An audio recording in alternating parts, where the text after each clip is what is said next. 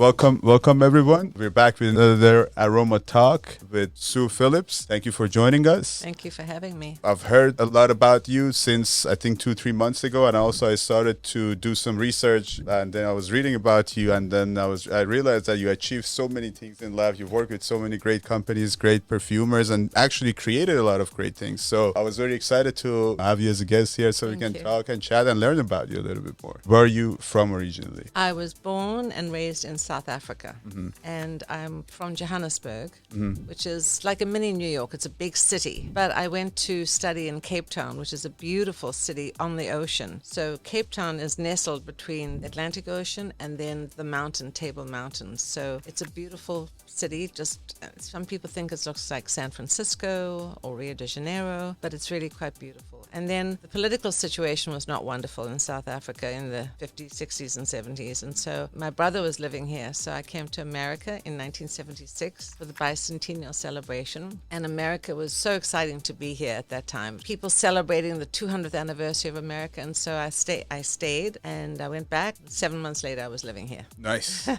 Beautiful. You came here for a vacation and then you stayed here. You liked it. So then what was the goal? To stay here and to do what? Good question. Yeah. So at 10 years old, I was in my first play as an actress. Beautiful. And I always had the acting bug. And so I decided that I was going to be an actress. So I was singing and acting in South Africa. I went to London at RADA, Royal Academy of Dramatic Art. But because this political situation was so bad in South Africa, they didn't want South Africans. So I came to New York and I went to see an immigration attorney. He said, we've got 20,000 out-of-work actresses. We don't need another one. What else do you do? And I said, well, my mother said I should have something to fall back on, and I did a business course. He said, were you any good? And by the way he asked me the question, I knew that was my ticket into America. So I said, yes. He said, well, I'd like to hire you. So he processed my green card as an immigration attorney. At night, I would go singing and acting. I would find some clubs and just, do gigs here and there. And then after a year, I got my green card.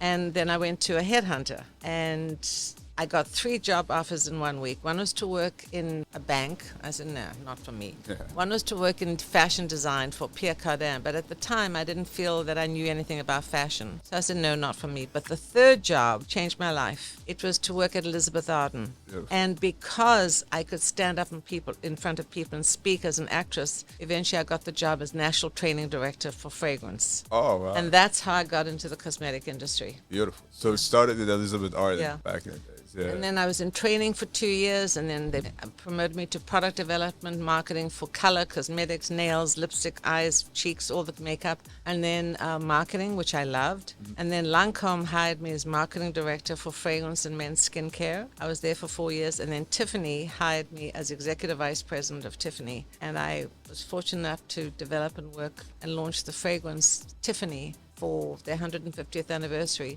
Ahmed, if you'd have told me growing up in South Africa that one day I would be executive VP of Tiffany and create the Tiffany perfume, I'd say you're crazy. But I was loving what I did. I loved fragrance. I was passionate about it. It was an amazing opportunity. And then I had my daughter and I left Tiffany. I started my own company, which I called Centerprises, Scent and Enterprises. And then I created fragrances for Burberry and Trish McEvoy and Avon and Lancaster, and I was doing consulting and everything was amazing. Then the economy crashed in 2008. I had to think about things. What am I going to do? And because of my background in fragrance, I started to think about customization. And so I started thinking about bespoke perfumes, which was a term nobody in America even knew. Talk about it, yep. And they said, what are you doing? Tupperware parties for perfume? And they laughed at me. And now, as we know, customization is huge. So yep, I opened my own boutique downtown in Tribeca. And then the pandemic came. And then I had to close that. So I wrote my book, The Power of Perfume. And that's a whole nother story about itself. Yes, we're going to talk about it for sure. And then because of different things, I had a couple of pop-ups here and there. But now I'm on the Upper East Side of Manhattan. I have my own new boutique called Sue Phillips Fragrance,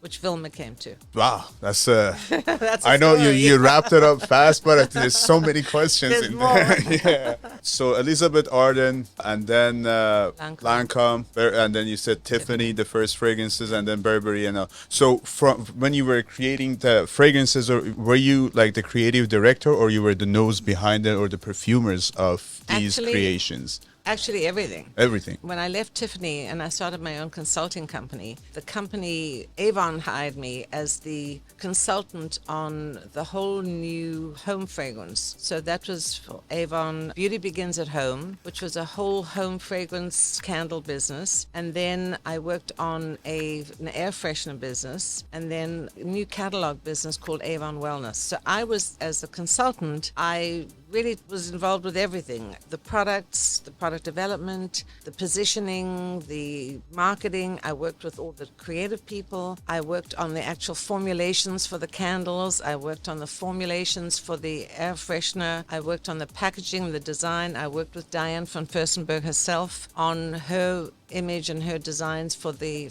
home DVF, which was called Surroundings by DVF. And so I was involved in actually every aspect, and that's what I love about what I do. I work with every single aspect and every discipline, because I think it's important to have consistency. I mean, I completely agree. I feel like, when we started it, we were so young when we started the company, and then we were just trying to learn how to run this business, how to do this. We do it very differently. You were, of course, like, you were creator of these brands, perfumes, and then just, as you said, like, taking care of all the aspects of it. We were just trying to figure out what brands are the best that we can sell it. And, and then there's always like different markets that are always like, playing. But then the more we work in it, we started as selling on different platforms, just learning about perfumes. I always had 3 bottles of perfume. I always loved perfumes when I was like, since I was 8, 7. The Iranian market is it's big. Yes. Yeah, that's a big market there. And we always had, my dad had 10 bottles. I always had. So, we were just spraying fragrances all around. But then when I came here, and then I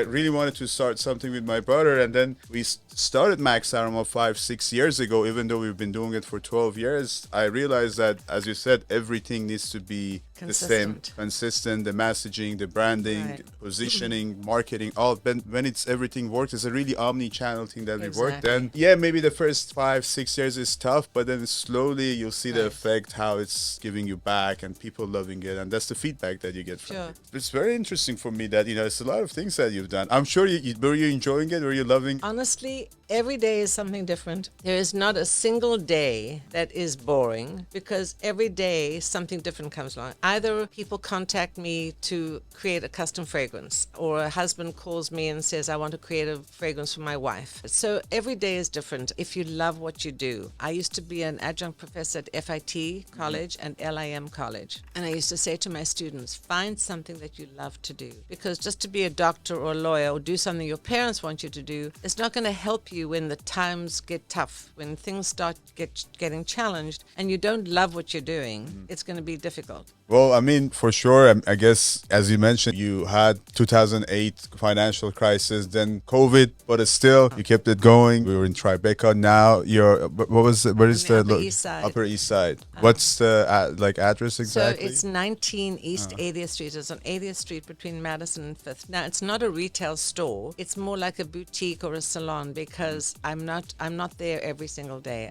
I don't really want to be a retail store that people walk in. It's much more about the experience. It's much more about scheduling an appointment. So it's behind a lovely boutique called Love Shack Fancy. And so, unfortunately, there's a lot of scaffolding and construction in the building, around the building. So people don't really see them, but if they really want to find me, they'll find me. Yeah. So the fragrances that you're creating, is there like a trend that you follow, or is it mostly customizable, like really people what they want or what you want in your heart? So I'm very fortunate because I know how many different cultures love different fragrances. So, I always say that in America, everything is fresh and clean. Americans love fresh and clean. The South Americans like spicy. The Europeans like florals. The English like lavender. And the Middle East like oud.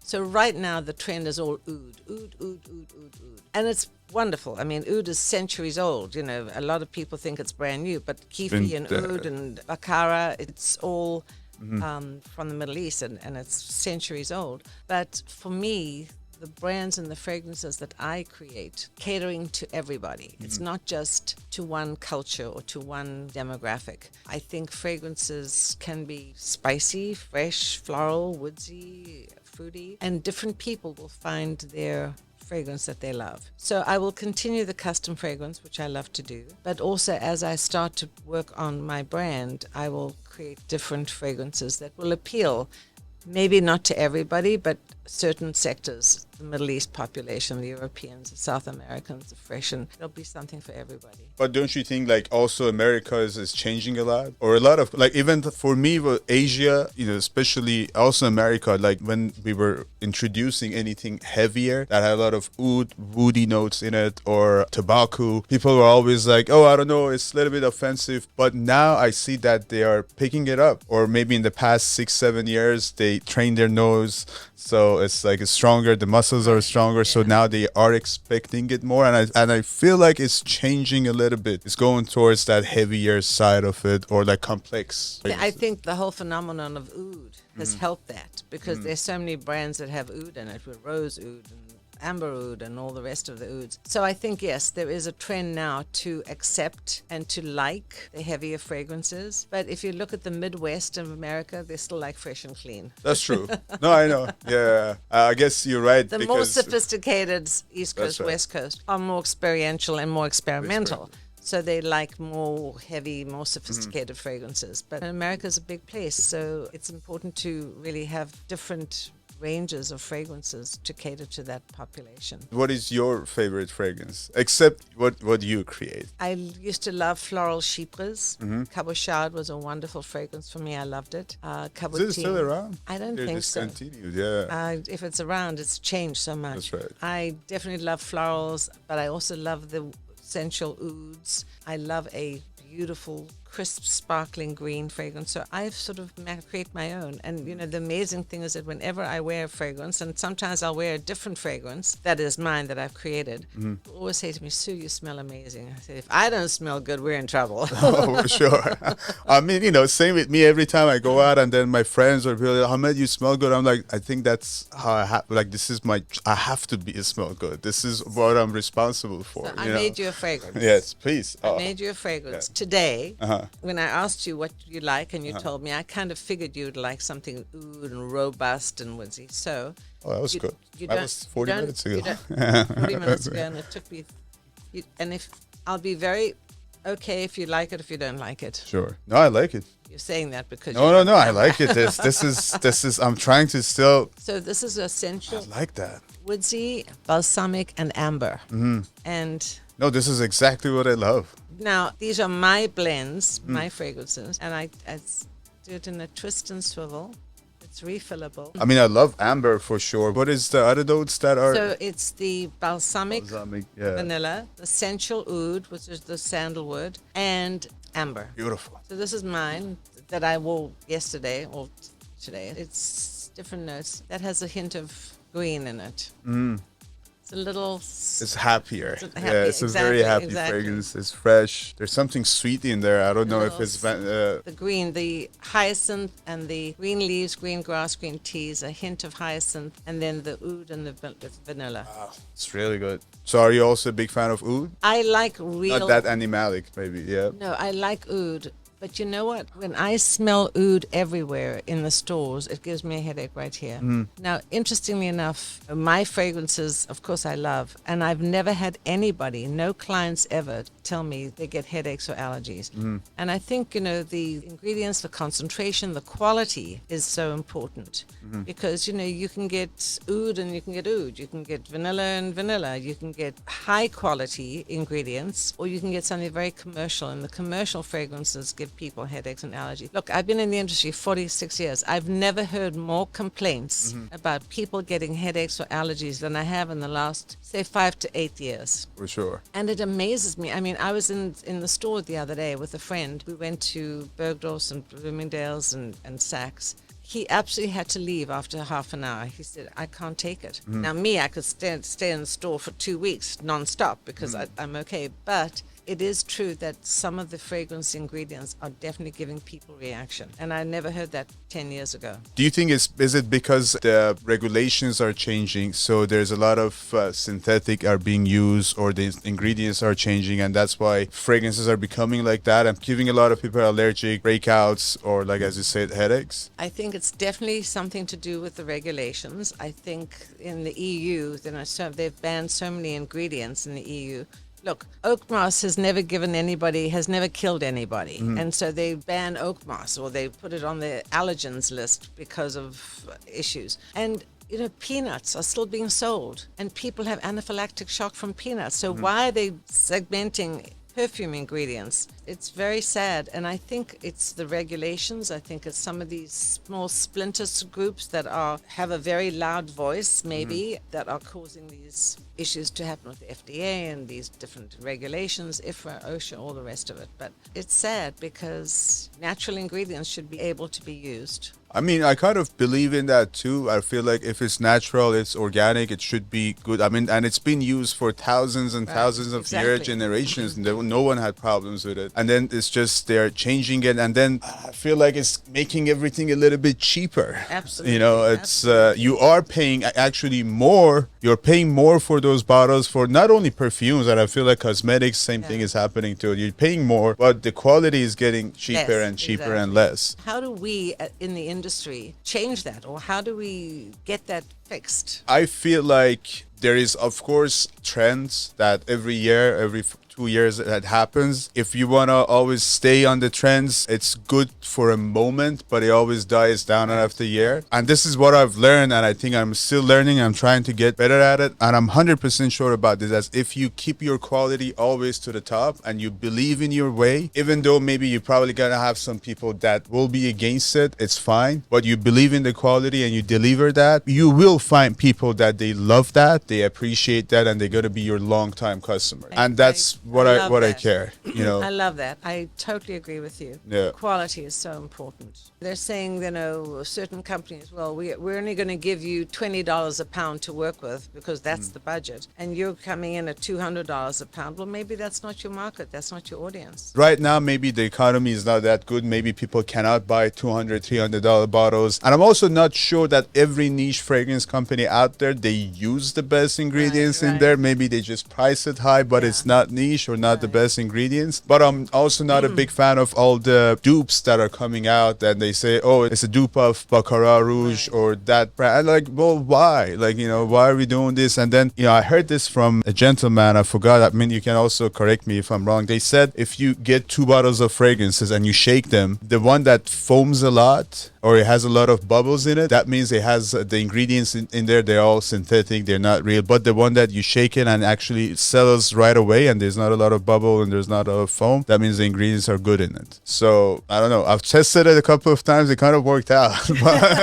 gonna have to, well, let me see. I'm gonna test it and see what's going on. Now you see that settles pretty fast. So it's a good. Settles quite well, right? Yeah. And then I tested it with a lot of dupe fragrances, and I was like, oh, I see it now. So yeah, you sell pretty fast. I never heard that. I feel like if you are a perfume lover or collector, and I've seen it a lot, like I have people that have 600 bottles, I would say instead of buying all the fragrances, save really for the best ones. Exactly. Yeah. Or go to Sue, let her make you the best bottle of fragrance because she's giving you all that attention. She's giving you all that, ingredients, and she's making it for you. Fragrance industry itself, you see a lot of designers that, they used to have 50 ml bottle, 100 ml, now 200, now it's like 800. Like, where are you guys going? What do you want to do? Then you can see that, of course they are diluting it, and then we always have trouble with customers. Oh, you guys send us a water down. I'm like, it's not me, man. It's like the brands are doing this. I can't control that. But it's interesting because in a way, I think some of the smaller sizes are now more popular because the use-up rate for big bottles takes forever, and then of course, if their fragrances are not quality, they will degrade or they will change color or whatever. So a lot of companies are now coming up with smaller sizes because they like a faster use-up rate. Yeah, and also people they For want travel to also. they want to travel with it. They Right. also want to have different ones. They don't want to spend a lot of money on the bigger bottles, so Right. they get a chance to buy smaller ones. What I also understood, there's a difference between men and women and how they purchase. Usually, women they always buy smaller sizes, and the guys, gentlemen, they always want the bigger sizes, and then the more expensive ones. And it's the market is very Yeah. different. How's your, I would say, customers? Do you call them customers or clients? Clients. Believe it or not, it's so interesting because usually men do the research to find me to do a custom fragrance experience for the women. Now, normally in retail stores, department stores, it's always the women are the largest purchasers of fragrance than men. But it's so interesting. For me, my business is, it's almost 47% are men. Man. Actually pick up the phone or email me to find a custom fragrance for their women, their significant others. You have a very different type of business, I would say. It's client-based, it's customizable, but you also call your fragrances, I mean, the category, you give it niche. Yes, definitely, yeah. definitely niche. But as I say, I want to continue the custom fragrance business because it is niche, and I want to continue all the corporate events that we do. But I do think that for me to become a brand, an international brand, like all these other big brands out there, then obviously retail is the way to go. Even the duty-free markets, it's so important because people are traveling so much. So it's going to be interesting to see how I can maintain the quality and maintain the customer service and that experiential attitude and that experiential ambiance. You have a great name for a brand Thank of a you. fragrance. I think it I never works. used to think so, but Yeah. thank you. No, it's actually really, and it's easy to remember. Uh-huh. It's actually a great branding that goes on the bottle and everything. So, Thank you. as you said, why Joe Malone? You got to be Sue Phillips of the world. Yeah. Say that. Sorry, I didn't hear. Say that Sue again. Phillips of the world. So let's talk about what you have today. Okay. This is the only size that you have, or this is? So these are just the sizes that I bought. And the reason that I did these was because I wanted something interactive and I wanted something refillable. Now, when I started this, the custom fragrance part of my business, which is now almost 12 years ago, there was no refillable. Everything was crimped. And I couldn't really do anything. And so it's so interesting. I went to these shows, all these trade shows, and I saw these bottles and atomizers, and I loved them. And I asked them what was the volume. Oh, 10,000 units. I said, I can't do it. I found sort of less expensive bottles, but not so innovative. I love these because they twist and swivel. Yeah. And this one too. So the next year, the same thing, I went, and the same thing, the guy said, 10,000 units. I said, sorry, I can't do it. The following year, I didn't even go to his booth. I just walked by. They called me over. They said, come. I said, no, you have too much of a minimum. They said, no, you've come here every year. So I said, okay. He said, order whatever you want. So I loved the rose gold, which I think is lovely. The rose gold, and then the black and the gold, and then these brushed black, and the men love this. So I was able to order whatever I wanted, and then I got the smaller size. So when we do large events, corporate events, team building events for 50, 100, 200 people, to do a large size is too expensive for the company. And this is a great size. This is 10 ml, and these are 20 ml. And then of course I have beautiful bigger bottles in my boutique, but I just didn't bring everything. And then I'm starting to do kits. So I bought a small kit. This is almost like a discovery kit to create your own. That has the blotter strips. Beautiful. It has the little matching pipettes, and it's a discovery kit of, I have a kit for 8, which I call the deluxe discovery kit. I have one for 12 and then one for all 18. And this is a way for people to try all the 18 different fragrances and then to even perhaps make their own. And there's a little atomizer in here, a refillable atomizer, tiny little one. And so we're just starting to market these now for Valentine's Day, for Christmas, and so on. So there are 18 that are already pre-made. Yes. They're ready packed, and then that's the complete formulation. So after I left Tiffany and after I had all these wonderful consulting gigs, Avon, Burberry, Trish McEvoy, Lancaster, and then in 2008 when the economy crashed, I said, okay, what am I going to do? And that was when I started to think about customization. So I actually started to put all my fragrance knowledge together, the different fragrance families, top notes, middle notes, base notes, the different fragrance families, citrus, floral, woodsy, spicy, amber, musk. And I developed this whole array of natural, beautiful, high-quality perfumes. and each one was a blend. So each blend could be worn on its own. It's a perfume blend. But the magic is when you actually combine 3 or 4, and I always say up to 3 or 4, maybe 5 tops. But if you combine too many, it becomes too soupy. It's nothing distinctive. And so for me, 4 is a great number. And you can take something very fresh or something fruity or something woodsy or ambery, and there's no bad combination. So even in the ones that I just created for you in this one, there's no bad combination. It's so different. Yeah. What is the concentration on this? Anywhere from 18 to 20 to 24%.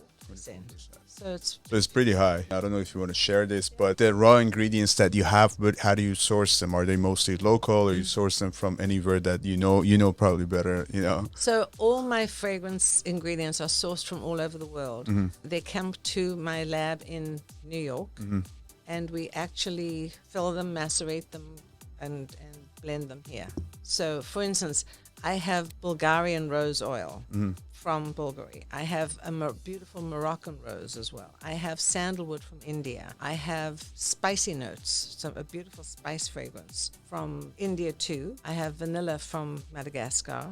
So the ingredients that we use are really high quality. And the trouble is sometimes you just can't get them. When there are floods or earthquakes or fires, it affects the natural ingredients. So sometimes I have to wait to try and find something else that is similar quality. My ingredients are expensive because, first of all, I'm not doing huge volumes. I'm doing smaller volumes. And of course, smaller volumes mean higher prices. Of course. But at the end of the day, I say to people, do you want something beautiful that is high quality, that reflects who you are? Do you want something very long lasting that's going to give you headaches or allergies? Because also because of the FDA and all these regulations, some of the longevity is missing. And, we can use fixatives, but then you're adding more chemicals. So, the chemical, it's all a problem. One compounded problem over the other. But at the end of the day, I say I would rather wear a fragrance and put it on repeatedly than have a fragrance that lasts all day and is going to give me a headache. Yeah. I mean, I completely agree with that. I think, fragrance should be something that you enjoy it when you're wearing it. Right. Yeah, actually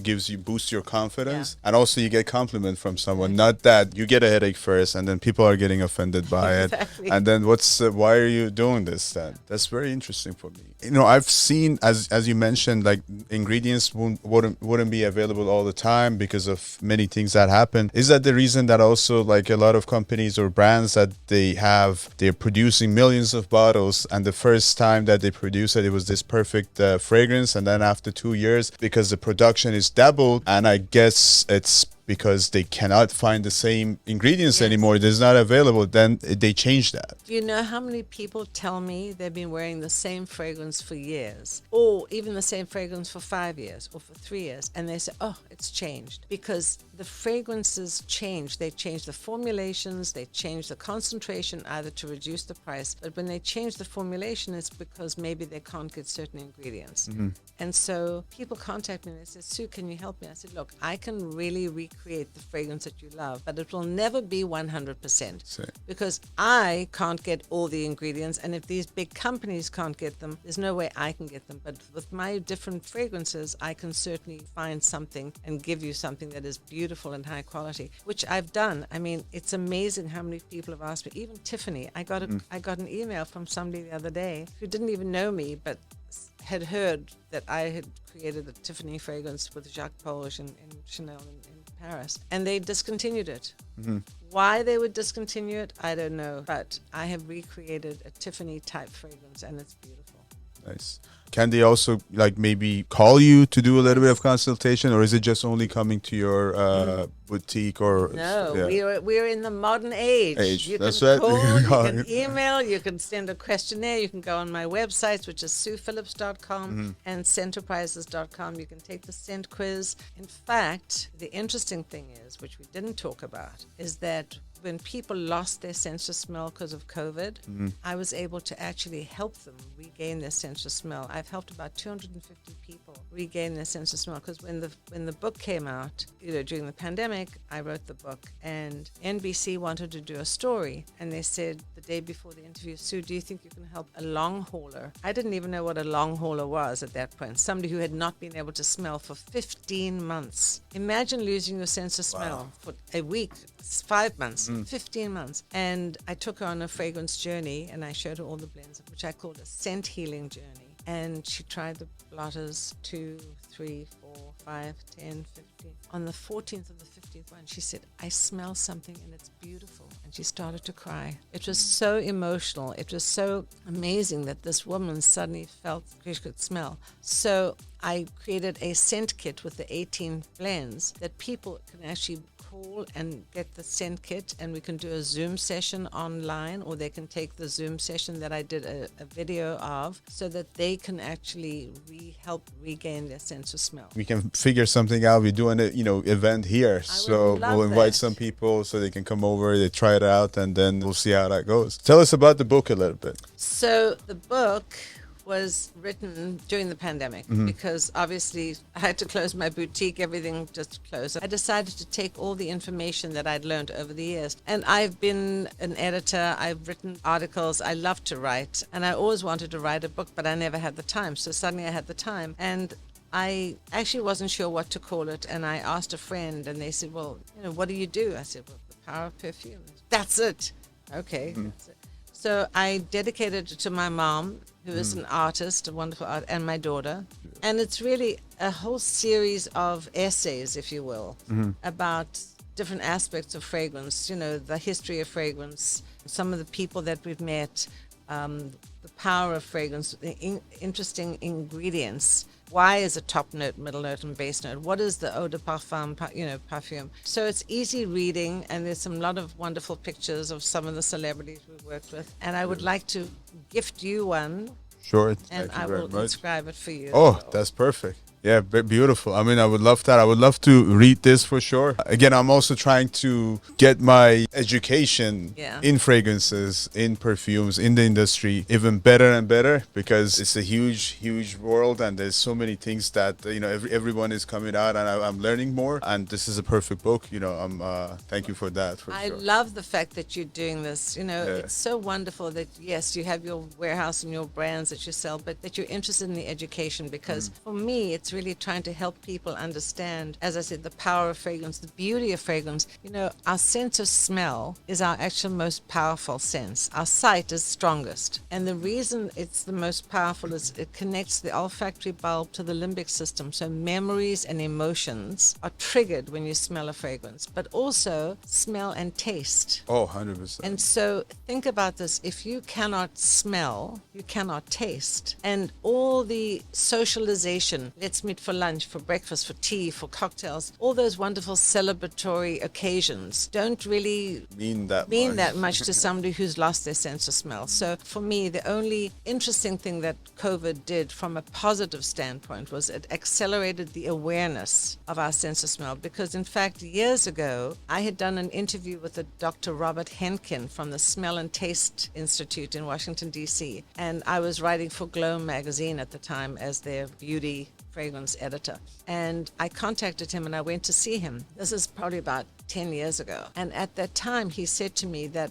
a lot of people didn't think about their sense of smell, but at that time, over 20 million Americans every year lost their sense of smell. Oh. So even though it was a big number, it wasn't a huge number. It wasn't a worldwide pandemic. Then suddenly COVID-19 comes along and virtually the whole world loses their sense of smell, or they had a disorder of smell and taste loss. And suddenly that was what really gave the impetus to people to really understand how important our sense of smell is. Yeah. Oh, 100%. I mean, I also just, when you were talking about this, I have my aunt, she's in Long Island. She lives in Long Island. She lost her sense of smell 10 years ago, but I think I need to send her to you so you guys have session with, because I know like whenever I get sick and I don't have a sense of smell, the food doesn't mean anything. Right. You eat it to just have it, but then just to fill you up. I think you have nose muscles, so the more you train it, the better it gets. And then you can start picking everything, like what are the notes here, what are the differences, the ingredients. So it's very important to train it. It's interesting you say that, because when I actually meet with people, even on Zoom, if they can't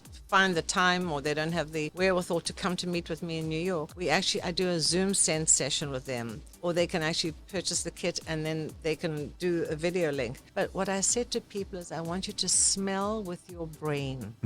None of us are taught from the second we're born to smell. It's an automatic response. So, we smell, we go through life smelling and tasting and not thinking about it. And then suddenly it's taken away. As you said, training the olfactory muscles. Now, in some instances, it'll never come back. I actually met somebody in Florida who I was going to Florida and he contacted me. And sadly, this man had brain cancer. And so he had radiation. So he had not been able to smell for about 15 years. Wow. Nothing to do with COVID or anosmia. But the brain radiation, the cancer radiation, really, I think, destroyed his olfactory and his brain muscles. So I tried, but unfortunately the radiation just totally ruined it and I couldn't help him. And out of all the people that I've met with, about 250, I've only not been able to help about 3 or 4 people. Oh, so that's a great... it's amazing. I feel like you should create a movie or a documentary about yourself. Okay, let's do it. There's so much things that, there's a lot of stories in there, even for specific industry. Yeah. I don't know, have you ever read the book Perfume or watched? Yes, it's... seen the movie, movies read the all book. the time. Yeah. I mean, absolutely. But, think about that, because when people ask me, that really gave such impetus to the fragrance industry, that here was this, crazy scientist, and he created this magnificent perfume that we released it, and everybody went into an orgy, and it was a wonderful story. Let's see. What are these? These are just different notes and different families. What I do is at my boutique, I take people on a fragrance journey, and I explain to them, how so many different ingredients can really help make up fragrances. And I always give an analogy, because I grew up with my mom, who was an artist and a musician. There's such a correlation between art and music. So think about this. In art, we have 3 primary colors, the yellow, blue, and the red. I'm not talking about the neutrals, the black and the white. But those 3 primary colors, when you mix them to get the secondary and the tertiary, they're responsible for every single color in the world. It's mind-boggling. And then you think about music, that are 8 notes in an octave. And those 8 notes are responsible for every genre: hip-hop, pop music, classical, rock, folk, different genres of music. So with fragrance, you have the 8 main fragrance families: your citrus, your floral, your woodsy, your spicy, amber, your matte, but it's a lot for people to understand. So I narrowed it down to 4 main families: your fresh, the floral, the woodsy, and the spicy. And people understand that better. Those 4 notes.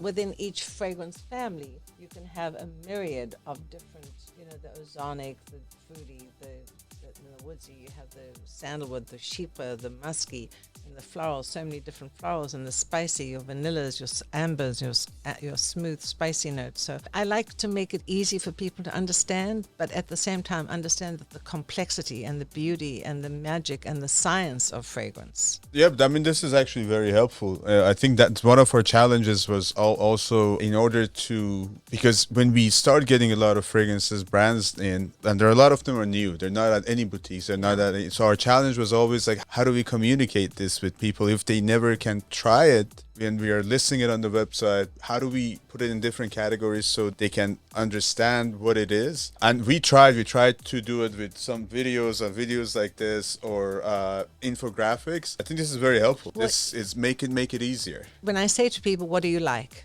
So they'll say, I like Joe Malone. I like Byredo.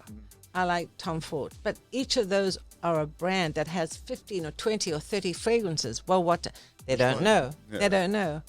So that's why I give the whole ingredient story, about trying to let them understand. And when I meet with people, the first thing I do is, and you can go online and take the scent quiz. You need to take the scent quiz. Go online and take the scent quiz. And the scent quiz reveals your scent persona, whether you like fresh, floral, woodsy, or spicy. It's actually, I would say it's 99% accurate. So then we take people on a fragrance journey. We go through each of the different blends, and they put on the ones that they love on the left, like left or love left, the ones in the middle that they're not so sure about, middle maybe, and the ones they don't like on the right for reject. And then at the end of the fragrance journey, they usually have many, many more likes and then they go through them, and then from there they select the 3 or 4, and then they know that they're like fresh or floral or spicy or woodsy, and they know that they can actually name their fragrance, so that at the end Magic happens. Yes. Yeah. Do you have one price for everything, or Yes. the retail is different on? So